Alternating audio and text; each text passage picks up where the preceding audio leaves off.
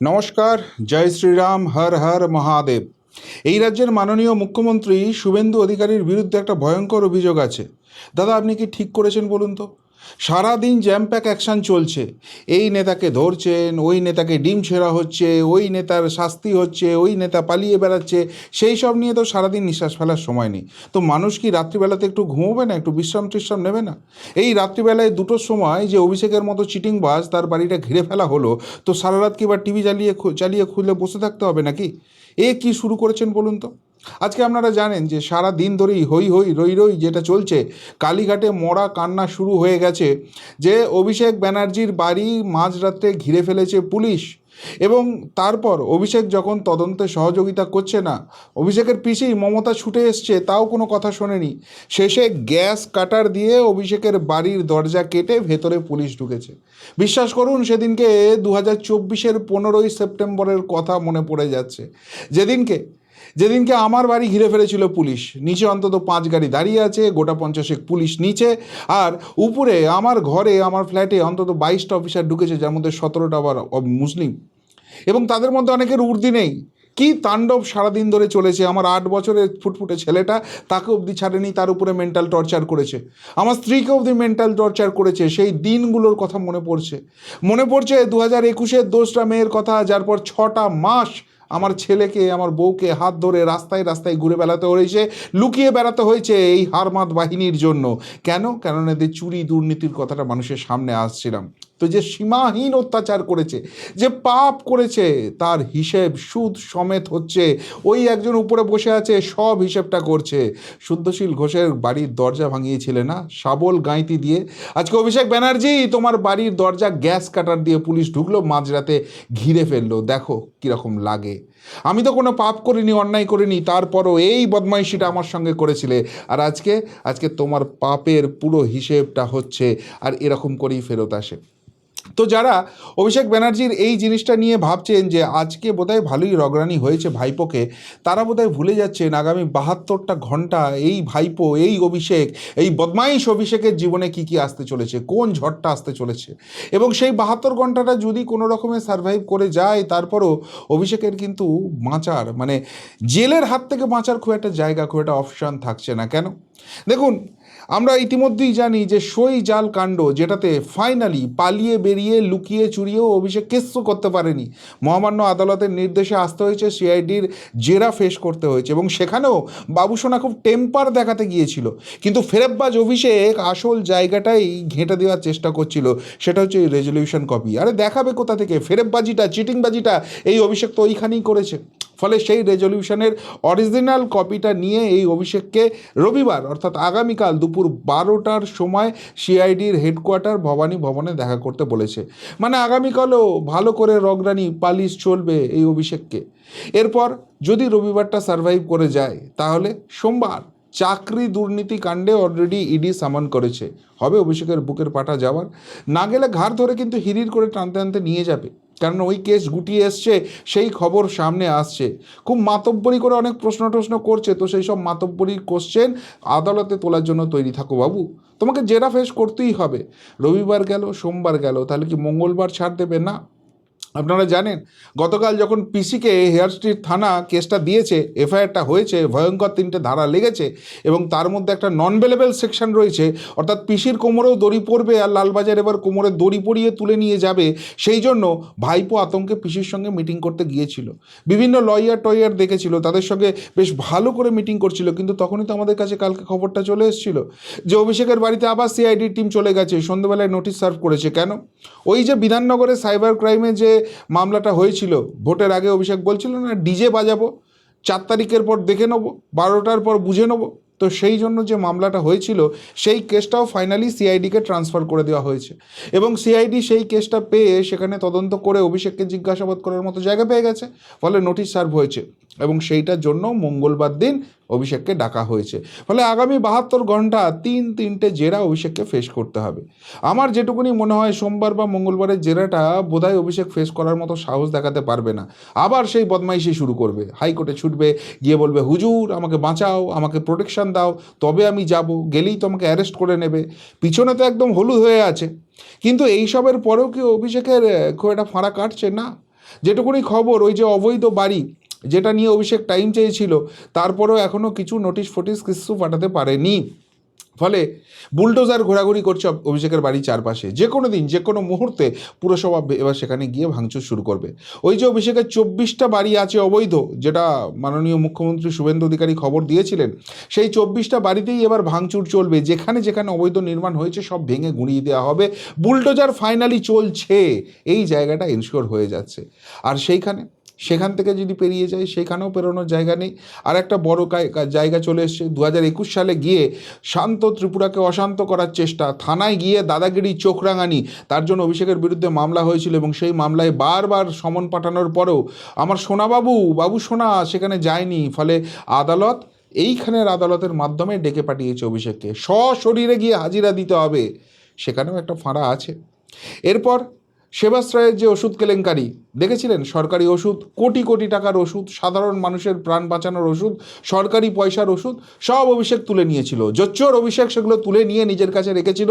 ওই সেবাশ্রয় নামে ফেরেববাজি একটা ক্যাম্প চালাতো, আর সেইখানে গিয়ে এই সরকারি পয়সায়, সাধারণ মানুষের ট্যাক্সের পয়সায় ওষুধ বিলি করে সেখানে নিজের ভোট কেনার চেষ্টা করতো। এবং সেই জায়গাটায় যখন ভোটে হেরে গেছে, এবার ফেঁসে যাবে, ফলে মাটির নিচে সেগুলোকে কবর দিয়ে রেখেছে। ভাবুন কতখানি ফেরেববাজ এই অভিষেক, কতখানি বদমাইশ এই অভিষেক, কত হাজার হাজার লাখ লাখ গরিব মানুষের প্রাণ বাঁচত সেই ওষুধ শুধুমাত্র নিজের রাজনৈতিক স্বার্থে এইভাবে নষ্ট করে দিয়েছে। সেটা নিয়েও মামলা হতে চলেছে। এবং ডিম থেকে বাঁচার জন্য অভিষেকের গাড়ি চারিদিকে মানুষ ঝুলিয়ে রেখেছে। তো অভিষেক কোন হরিদাস পাল, একটা পাতি এমপি, তাও পিসির দয়া হয়েছে। পিসি যদি না থাকে, মানুষের ভোটটা যদি চুরি করতে না পারে, কি হতে পারে ফল তা দেখিয়ে দিয়েছে। তো যাই হোক, সেই পাতি এমপি তাকে যখন মানুষ দেখছে এখন ডিম ছুঁড়ছে, টমেটো ছুঁড়ছে, অকাত বুঝিয়ে দিচ্ছে। ফলে সেই সবের হাত থেকে বাঁচার জন্য নিজের গাড়ি চারিদিকে মানুষ ঝুলিয়ে রেখেছে, যাতে ডিম টমেটো ছুঁড়লে ওই লোকগুলোর গায়ে লাগে আর নিজের গায়ে বাবু সোনার দিকে একটুও যেন কিছু না আসে। তো এইটা তো কোনো রকমই কিছুতে রেয়াত করা যায় না। এটা তো মানুষের জীবন নিয়ে ছিনিমিনি খেলা হচ্ছে। বড় কোনো অ্যাক্সিডেন্ট যে কোনো মুহূর্তে ঘটে যেতে পারতো। ফলে এখানে মোটর ভেহিকল অ্যাক্টেও কিন্তু অভিষেক এবার ফাঁসতে চলেছে। এবং আজকে অভিষেক ব্যানার্জির বিরুদ্ধে যিনি লড়াই করেছেন, একদম আপ্রাণ লড়াই করে যাচ্ছেন, সেই অভিজিৎ দাস ববি, আমার অত্যন্ত প্রিয় একজন মানুষ, তিনি কিন্তু আজকে বিষ্ণুপুর থানায় গিয়ে 250 কোটি টাকার দুর্নীতি করেছে এই অভিষেক ব্যানার্জি, সেই রিপোর্ট করে নিয়ে এসছে। আপনাদের মাথায় রাখতে হবে, এই অভিজিৎ দাস ববি তিনি কিন্তু এর আগে অভিষেক যে ফেরেববাজি, চিটিংবাজি করে জিতেছে, ভোট ডাকাতি করেছে, সেইটা নিয়ে মামলা করেছে। সেখানেও ল্যাজে গোবরে হচ্ছে, অভিষেক অ্যাপিয়ার করতে পারছে না, খালি ডেট করার চেষ্টা করছে। এই অভিজিৎ দাস ববি এর আগে কিন্তু তার উপর যে প্রাণঘাতী হামলা হয়েছে, অভিষেক জাহাঙ্গীররা মিলে তাকে মেরে ফেলার চেষ্টা করছে, সেই নিয়ে মামলা করেছে। সেই সব এক করে ইনভেস্টিগেশনে আসবে। ফলে বাবু সোনার আগামী দিনগুলো কিন্তু শুধু এই রগডানির মধ্যে দিয়ে যাবে। যারা আপনারা প্রশ্ন করছেন যে মালটাকে তুলে কেন জেলে ঢুকিয়ে দিচ্ছে না, তাদেরকে একটাই কথা বলি, দাঁড়ান একটু রগরানিটা হোক। যে অত্যাচারটা করেছে, যে অন্যায়টা করেছে, যে পাপটা করেছে, সেটার সুদ সমেত হিসেবটা হোক। মালটা জেলে ঢুকে গেলে তো আমার আপনার দেওয়া ট্যাক্সের পয়সায় জেলের মধ্যে বসে ভাত খাবে, তাহলে আর হলোটা কি? ছুটিয়ে বেড়ানো করাতে হবে তো এই মালটাকে। এই অভিষেক কি করেছে, যখন আর কিছুতেই মুখ বন্ধ করতে পারছে না, ডায়মন্ড হারবার, কাকদ্বীপ, কালনা, শিলিগুড়ি, তারপর কি মাটিগড়া না কোথা থেকে, সেখানে যেখানে পেরেছে গোটা রাজ্যে শুধু কেস করিয়ে এফআইআর করিয়ে বেরিয়েছে আমার নামে। এই অভিষেকের দৌড়ানো তো এখনও শুরু হয়েছে। এখনও তো যা কেস হচ্ছে কলকাতা, সিআইডি, এই সব জায়গা থেকে। এরপর উত্তরবঙ্গ বেরোবে, এই ত্রিপুরা বেরিয়েছে, উত্তরপ্রদেশ বেরোবে, তামিলনাড়ু বেরোবে, অনেক জায়গা বেরোবে। সেগুলো আগে হোক, রগডানিটা চলুক। জেলে ঢোকালে তো হয়েই গেল। তবে অভিষেকের গত 72 ঘন্টাও কিন্তু খুব একটা সুখের যায়নি, আপনারা মোটামুটি জানেন। তাও একবার ওর দিনলিপিটা বলে দিই, তাহলেই আপনারা বুঝতে পারবেন। 11ই জুন বৃহস্পতিবার থেকে শুরু হয়েছে। অনেক টালবাহানা লুকোচুরির পর ফাইনালি হাইকোর্টে থাপ্পড় খেতে হয়েছে। বলেছে যা বেটা, যা ফেস করতে যা, চিটিংবাজ ফেরেববাজ মাল, তুমি বাবা লুকিয়ে থাকবে হবে, হাইকোর্টে গিয়ে ন্যাকামি করবে হবে, চলবে না, যেতে হবে। 6টার মধ্যে ভবানী ভবনে হাজিরা দিতে হয়েছে। সুসুর করে ইঁদুরের মতো, ছুঁচোর মতো মুখ করে ঢুকেছে এবং ঢোকার পর 5.5 ঘন্টার রগরানি চলেছে। কিন্তু সেখানে বাবু টেম্পার দেখিয়েছিল। টেম্পার দেখানোর পরে একদম ভালো করে থোঁতা মুখ ভোঁতা করে দিয়ে বলছে যা, আবার রবিবার আসতে হবে। ছাড়লাম আজকে তোকে বাটে, রবিবার আসবি অরিজিনাল রেজলিউশনের কপি নিয়ে। সেই রগরানি হয়েছে। সেই রগরানি শেষ হতে না হতেই শুক্রবার 12ই জুন মমতার বিরুদ্ধে কেস হয়ে গেছে। তার মধ্যে একটা নন বেলেবল সেকশন, অভিষেকের ঘুম উড়ে গেছে, সেই নিয়ে পিসির সঙ্গে মিটিং করতে গেছে, লয়ারদের সঙ্গে মিটিং করছে, আর ঠিক সেই সময় বাড়িতে চলে এসছে সিআইডি টিম। কি না, ওই যে ডিজে মামলা যেটা বললাম, সেটা সেই কেসটা নিয়ে আবার ইনভেস্টিগেশন করতে এসছে। আর তারপর মধ্যরাত্রে, মানে কয়েক ঘন্টার গ্যাপে, ডেট হিসেবে হয়তো 13ই জুন শনিবার লিখছি, কয়েক ঘন্টার গ্যাপে অভিষেকের বাড়ি ঘিরে ফেললো বিশাল বাহিনী, শালবনী থেকে এলো। কেসটা নিশ্চয়ই ইতিমধ্যেই জানেন, ওই মেদিনীপুরের যে ফেরেববাজটাকে তৃণমূল বিধায়ক বানিয়েছিল সুজয় হাজরা, চিটিংবাজ, তোলাবাজ মাল একটা, তো সে তো কোটি কোটি টাকা তোলাবাজি করেছে, এবং কোটি কোটি টাকা তোলাবাজি করে এই অভিষেকের যে পিএ সুমিত রায়, মানে অভিষেকের কুকর্মের সমস্ত কিছুর প্রধান সেনাপতি হচ্ছে এই সুমিত রায়। অভিষেক আর সুমিত রায় এই দুটো মিলেই তো করতো, আর তারপর কিছু চটিচাটা পুলিশ অফিসার ছিল। তো সেই সুমিত রায়ের অ্যাকাউন্টে কয়েক কোটি টাকার ট্রানজ্যাকশান পাওয়া গেছে। এই অভিষেক বলে না 5 পয়সার দুর্নীতি পাবে না, সব তোলাবাজিটা নাকি এই সুমিত রায়কে দিয়ে করাতো, ফলে সব কিছু এসে সুমিত রায় অবধি থেমে যাবে, অভিষেক অবধি পৌঁছবে না। বাবু শোনা এত সহজ? পৌঁছবো, সব তোমার অবধি পৌঁছবে, পাপ তো করেছো তুমি। তো এই সুমিত রায়ের শেষ যে মোবাইল লোকেশন, সেটা অভিষেকের বাড়িতে পাওয়া গেছে, ফলে অভিষেকের বাড়ি ঘিরে ফেলেছে এবং বলেছে তদন্তে সহযোগিতা করুন, আপনার বাড়িতে লাস্ট লোকেশন পাওয়া গেছে। দরজাটা খুলে দিলেই সেখানে গিয়ে সার্চ করতো, তারপর যা হওয়ার হতো। কিন্তু অভিষেক তো জানে যে এইসব করলে অনেক কিছুর মধ্যে ঘেঁটে যেতে পারে, জোর করে গাজোয়ারি করতে গেছে। আর তাই অভিষেক যখন ওই ঢালিকে দিয়ে আমার বাড়ির দরজা যেরকম শাবল গাঁইতি দিয়ে ভাঙিয়েছিল, এবার একদম বিপর্যয় মোকাবিলার টিমকে ডাকা হয়েছিল। তারা গ্যাস কাটার নিয়ে এসে অভিষেকের বাড়ির দরজা কাটছে, আর কেটে তারপর ঢুকে সেখানে সার্চ অপারেশন চালাচ্ছে। অর্থাৎ এই অভিষেক ব্যানার্জির অকাত যেটা হওয়ার ছিল, সেটাই কিন্তু পুলিশ, প্রশাসন, আইন সবাই মিলে দেখিয়ে দিচ্ছে। আর অভিষেক ব্যানার্জি জানতে চেয়েছিল না কত ধানে কত চাল, তো কত ধানে কত চাল এবার তাকে বোঝানো হচ্ছে। তবে অভিষেক যখন এইসব করছে, তখন গোটা পার্টিটাই কিন্তু আলটিমেটলি একটা জোকার পার্টিতে পরিণত হয়েছে। জোকার একদম কোট আনকোট। কেন? এবার পরপর আপনাদের কয়েকটা ইনসিডেন্ট খুব ফাস্ট দেখিয়ে যাচ্ছি। নাম্বার 1, যে কুণাল এদের হয়ে এত বকবক করতো, এত ব্যাটিং করতো, এই যে রবিবার অভিষেককে ডাকা হবে, সেই কুণালকেও সিআইডি ডেকে নিয়েছে এবং অভিষেক আর কুণালকে মুখোমুখি বসিয়ে জেরা করা হবে যে ভাই তুই তো অনেক কথা বলছিলি, বল এবার কি হয়েছে, সইটা জাল হয়েছে না হয়নি, সইটা কার, কি ব্যাপার হয়েছিল।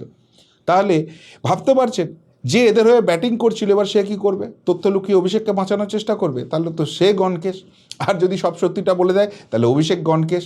কীরকম জায়গায় নিয়ে চলে এসছে এদেরকে বুঝতে পারছেন? কীভাবে এরা কোণঠাসা হয়ে গেছে, এদের বদমাইশিটা কীভাবে ঘেঁটে গেছে বুঝতে পারছেন? এখানেই শেষ নয়, জোকার পার্টি এমনি এমনি বলিনি, পরপর কয়েকটা দেখাচ্ছি। এদিকে যখন এইসব হচ্ছে, তখন মদন মিত্রের বাড়িতে ইডি ঢুকে গেছে। মদন মিত্র, হ্যাঁ, যে রামকে মুসলমান বলেছিল, আর এখন বলে আমি রামের লকেট পরে বসে আছি, যে ডিম খেয়েছে, যে বলতো আমাকে কোথায় আছে জায়গা দেখিয়ে দিন, আর তারপর সেই ডিম খেয়ে বাবুর একদম সব কিছু চাট হয়ে গেছে। তো সেই মদনের বাড়িতে ইডি গেছে কেন? না, এ কারচুপি করে চাকরি ফাকরি দিয়েছে, এবং সেখানে শুধু টাকার তোলাবাজি নয়, সোনা দানা নিয়ে অবধি করেছে। তো সেই মদনাকে এবার ইডি ইনভেস্টিগেশনের মধ্যে পড়তে হয়েছে। জেল খেটে তো একবার এসেছিল, তারপর বড় বড় বাতেলা ঝাড়তো, রঙিন হুইস্কি চশমা। তো সেই হুইস্কি চশমা আর এবার কি কুইস্কি হবে সেটা দেখা যাক। সেদিকে এক জায়গাটা চলছে, এখানেই শেষ হচ্ছে না। এদের আর এক রত্ন অরূপ বিশ্বাস পালিয়ে বেড়াচ্ছে, কোনো রকম একটা প্রোটেকশন পেয়েছে, কিন্তু 48 ঘন্টার মধ্যে হাজিরা দিতে হবে, আবার নোটিশ দেওয়া হয়েছে। কতদিন আর পালাবে? এদের বারবারই বলছি, বাবা তোমরা জাল থেকে পালাবার চেষ্টা করছো, পুকুর থেকে পারবে না। সীমাহীন দুর্নীতি করেছো এবং তার জন্য জীবনের বাকি দিনগুলো জেলে কাটাতে হবে। মানসিক প্রস্তুতি নাও।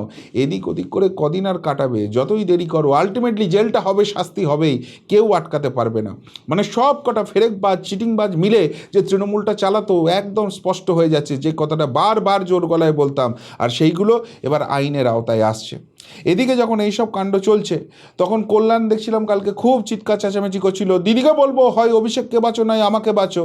তো এখন কল্যাণের সুর নরম হয়ে গেছে, কল্যাণ এখন অভিষেক নাকি পুত্র সম হয়ে গেছে। আসলে বারবার যেটা শুভেন্দুবাবু বলেন যে এটা তো পিসি ভাইপো প্রাইভেট লিমিটেড কোম্পানি, আর সেই জায়গা থেকে বাকিদের তো চাকর বাকরের মতো ব্যবহার করা হয়।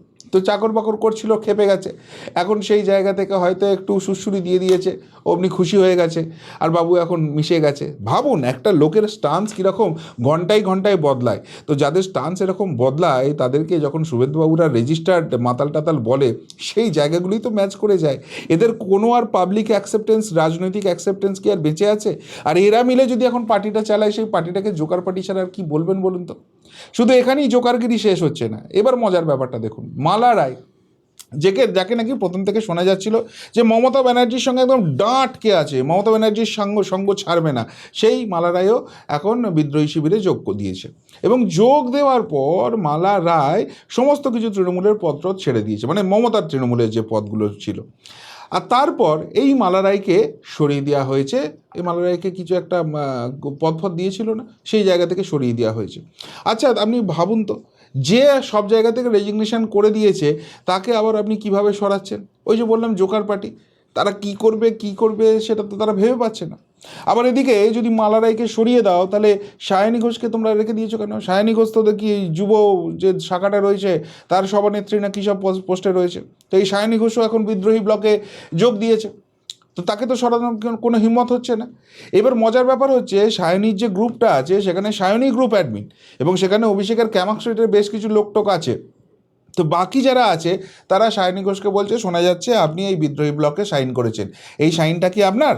যদি হয় তার জবাবদিহি করুন এবং এখান থেকে আপনি ছেড়ে দিন। সায়নী ঘোষ সেগুলো সব কিছু সিন করছে, কোনো রিপ্লাই দিচ্ছে না, অথচ এই সায়নী ঘোষকে তৃণমূল তাড়াতেও পারছে না। একটা পার্টি জোকার পার্টি না হয়ে গেলে এই রকম একটা জায়গা তৈরি হয়, এরকম একটা ক্যাওস তৈরি হয়, অন্য যে কোনো সংগঠিত পার্টিতে ইমিডিয়েটলি ছেড়ে পড়বে যে যেখানে যাওয়ার যা ভাই, করার ক্ষমতা এদের নেই। আবার এইসব যখন হচ্ছে, আর একজন খুব বিদ্রোহী ফটর করে মহুয়া মৈত্র, চূড়ান্ত হিন্দু বিরোধী একজন মহিলা, যা খুশি তাই বলে, মানুষকে মানুষ বলে মনে করে না। তো সেই মহুয়া এখন বিদেশে বসে আছে, তো বিদেশ থেকে বসে খুব দেখছি ফটর রোজ করছে, এবং এমন একটা ভাব করছে যে এই মহুয়া একদম তৃণমূল কংগ্রেসের সমস্ত কিছুর রক্ষক। তো আমাকে এই নিয়ে ন্যাশনাল মিডিয়াতে প্রশ্নও করা হয়েছিল, আমি একটা ভালো উদাহরণ দিয়েছিলাম, ঠিক সেই ঘটনাই ঘটছে। আমি বলেছিলাম, সবাই বলছে মহুয়া মৈত্র এত এরকম বলছে, তার মানে কি উনি সত্যিই মমতা ব্যানার্জির সঙ্গে আছে? না, ধরুন আপনার বাড়িতে 5টা বন্ধু এসছে, তার মধ্যে একটা বন্ধুকে আপনি পছন্দ করেন না, তা আপনি কী করেছেন? একটা প্লেটে 4টে রসগোল্লা দিয়েছেন যাতে ওই পঞ্চম বন্ধুটা খেতে না পায়। দেখবেন ওই পঞ্চম বন্ধুটা রসগোল্লাকে সব থেকে বেশি গালাগাল দিচ্ছে, রসগোল্লা খুব খারাপ, রসগোল্লা খেলে সুগার হয়, রসগোল্লা মোদির চক্রান্ত ইত্যাদি প্রভৃতি বলছে। এবার একটা রসগোল্লা তুলে ওই যে গালি দেওয়া বন্ধুটা তার মুখে টকাস করে ঢুকিয়ে দিন, দেখবেন সবার আগে হজমটা ওই বন্ধুটা করে ফেলেছে। তো মহুয়া মৈত্র হচ্ছে ওই পঞ্চম বন্ধুটা। এতদিন মোদিকে খুব গালাগাল দিয়ে এসছে, হিন্দু ধর্মকে গালাগাল দিয়ে এসছে, আর এবার বুঝেছে তৃণমূল ভোকাট্টা হয়ে গেছে, ফলে ঢুকতে চাইছিল ওই যে বিদ্রোহী ব্লকটা আছে, কিন্তু এরা বলছে যে যেভাবে মহুয়া গালাগাল দিয়েছে ওকে তো নেওয়া যাবে না, নিলে সমস্ত প্ল্যানটা চৌপাট হয়ে যাবে, ফলে মহুয়াকে এন্ট্রি দিচ্ছিল না। আর সেই জন্য মহুয়া এত চিৎকার চেঁচামেচি করে অনেক কিছু বক্তব্য রাখার চেষ্টা করছিল। আজকে কি বলছে? আজকে বলছে রাজনীতিতে সব হওয়া সম্ভব।